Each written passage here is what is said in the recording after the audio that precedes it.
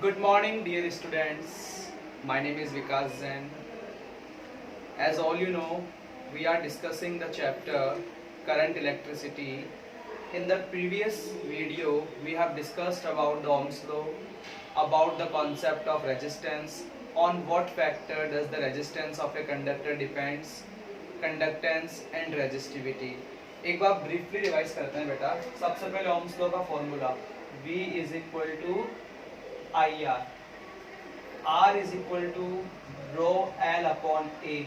Rho stands for resistivity. Conductance is the reciprocal of resistance. Conductivity, it is the reciprocal of resistivity. What is the relation between potential difference and electric field? So V is equal to EL. L क्या है बेटा? Length of the conductor. What is the formula of the drift speed in terms of electron mobility? याद आपको? Vd is equal to mu e. What is the expression of the drift speed in terms of mean relaxation time? So Vd is equal to small e capital E tau upon m. These are the formulas that you should learn. आज का topic बहुत अच्छा है, that is current density. इसको represent किससे करते हैं बेटा? जे वेक्टर से. किससे रिप्रेजेंट करते हैं? जे वेक्टर से. जैसे आपने वेक्टर साइन लगाया, इसका मतलब ये कैसी क्वांटिटी है? वेक्टर क्वांटिटी है. कैसी क्वांटिटी है? वेक्टर क्वांटिटी है. ओके, इसकी डेफिनेशन देखो बेटा. It is defined as the amount of electric current, amount of electric current flowing per unit area. देखिए इधर J is equal to I upon A, amount of electric current flowing per unit area. Area in the direction of flow of electric current. देखो इधर इस diagram को देखो बेटा. आपकी electric current ऐसे फ्लो कर रही है, ठीक है. आपने एक पॉइंट लिया, आपने एक पॉइंट लिया. This is the direction of the area vector in the direction of the electric current. In the direction of the electric current. Area vector की डायरेक्शन की बात करूं, नोट कर लेना. The direction of area vector is always perpendicular to the surface. In which direction? Outward direction. देखो कैसे, अगर मैंने पॉइंट यहाँ पे लिया और आपकी इलेक्ट्रिक करंट सपोज ऐसे फ्लो कर रही है, तो आपका एरिया वेक्टर क्या होगा बेटा? Perpendicular to the surface in outward direction. Any doubt here? So J is equal to क्या बन गया? I upon A. इसकी ऐसा यूनिट क्या होगी? What is the unit of current? That is ampere. What is the unit of area? That is meter square. Ampere per meter square. Definition दोबारा देखो. Current density is defined as the amount of electric current I flowing per unit area divided by area. Area क्या होगा? In the direction of flow of electric current. Clear? What is the direction of the area vector? The direction of area vector is always perpendicular to the surface in outward direction. ये आप सब बच्चों को पता होना चाहिए. That is the direction of the area vector. Is that clear? If the cylinder is putting like that, ऐसे रखा हुआ है, इसका area vector कैसा होगा बेटा? इसके perpendicular ये रहा. आपकी इलेक्ट्रिक करंट ऐसे फ्लो कर रही है, आपकी इलेक्ट्रिक करंट ऐसे फ्लो कर रही है. अब आप सोचो कि आपको कौन सा एरिया चाहिए? आपको वो एरिया चाहिए जो इलेक्ट्रिक करंट की डायरेक्शन में है. Suppose its maximum angle theta with it. क्या आपको कंपोनेंट लेना आता है? इसको नाम दिया मैंने ए डैश. तो ए डैश क्या होगा बेटा? ए cos थीटा. ए डैश क्या होगा? ए cos थीटा. नाउ इसके लिए current density J is equal to I upon A dash. A dash के लिए क्या पुट किया? A cos theta I upon A cos theta cross multiply करो बेटा. सो I is equal to क्या आ गया? J A cos theta. अब आप बताओ cos थीटा कब आता है? डॉट प्रोडक्ट में या क्रॉस प्रोडक्ट में? तो मुझे आंसर मिला सर डॉट प्रोडक्ट में. I is equal to क्या आ गया बेटा? J vector dot A vector. Any doubt in the topic current density? Please note it down first.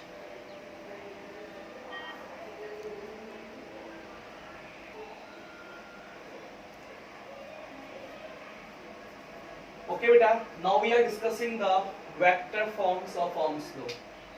Start करें. we know that बहुत आसान है, बताओ जल्दी से। V is equal to IR, yes or no?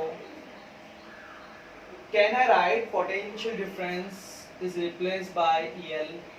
आप सबको पता है बेटा formula, V is equal to EL, yes or no? is equal to I as it is, rho क्या होता है बेटा, सॉरी R क्या होता है, रो L अपॉन A, ये फॉर्मूला भी आपको पता है, R is equal to rho L upon A।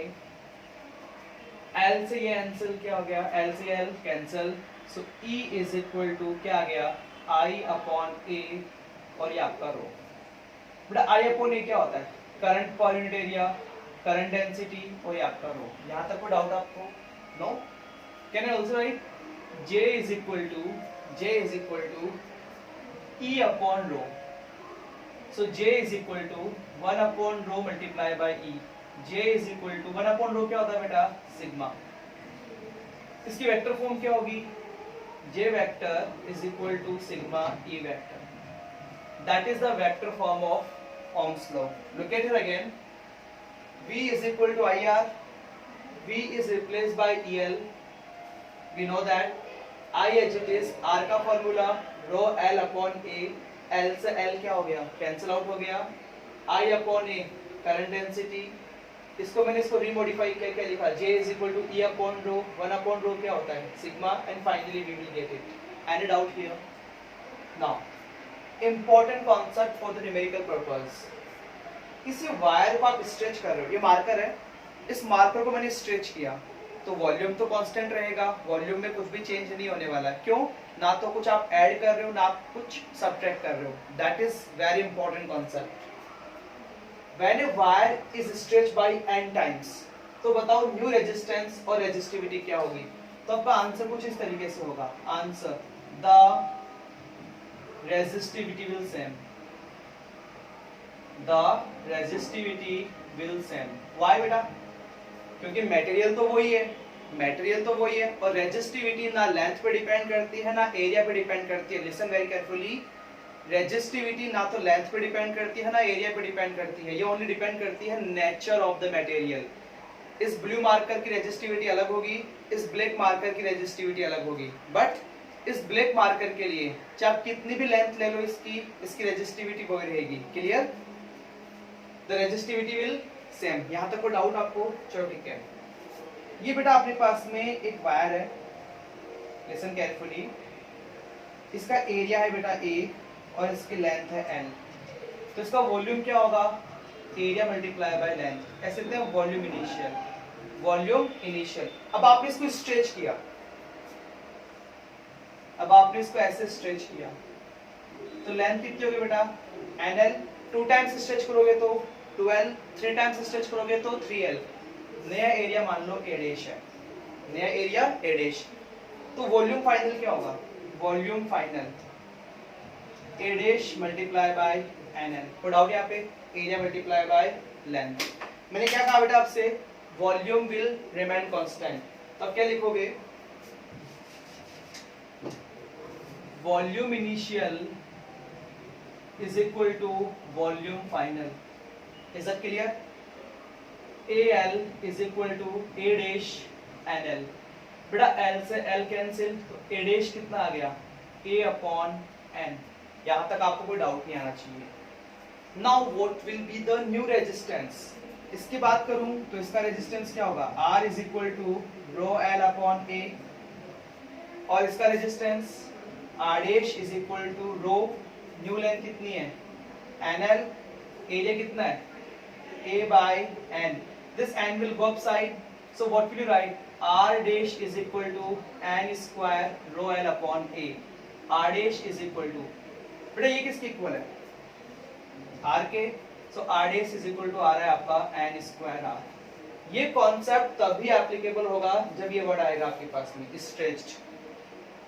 Don't be confused, at least 2 times आपको प्रैक्टिस करनी है, तब आपको टॉपिक समझ में आएगा। Now how to calculate the percentage change, how to calculate the percentage change, ये तो फिजिक्स का बहुत इंपॉर्टेंट कॉन्सेप्ट है।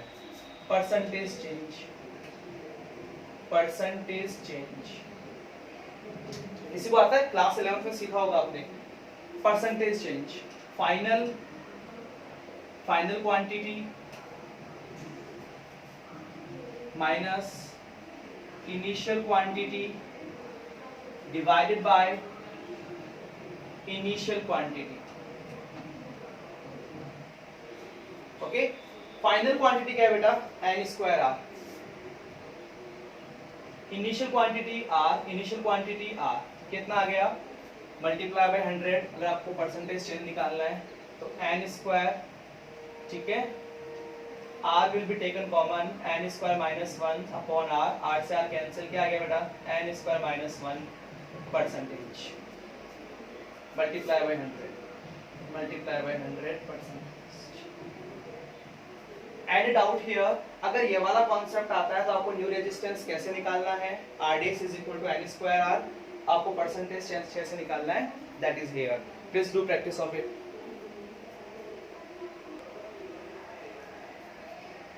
बेटा one numerical is here, a wire of 10 ohm resistance given data R is equal to 10 ohm is stretched to thrice of its original length. So are you got it कि जो भी new length है L dash वो 3 times of L है। यहाँ तक तो कोई डाउट नहीं आना चाहिए आपको। What will be its new resistivity? तो आपका आंसर क्या होगा, new resistivity will same, yes or no? New resistivity will be same. Okay, new resistance बेटा कितने फैक्टर से याद करो, बताया था मैं आपको, L dash is equal to NL, मतलब N की वैल्यू कितनी है यहाँ पे 3, N की वैल्यू कितनी है 3, तो न्यू रेजिस्टेंस क्या होगा, R dash is equal to N square R, that is 9R, 9 times of resistance. Okay, percentage change कैसे निकालते हैं, percentage change n square minus 1 multiply by 100%। Okay, 3 का square 9 minus 1 multiply by 100, so the answer is 800%. Any doubt here? Any doubt in today's topic? In tomorrow's class, in the next video lecture, we will discuss a lot of numericals depending on the resistance, potential difference, drift speed, and do some important proof. Any doubt here? Thank you, Madam.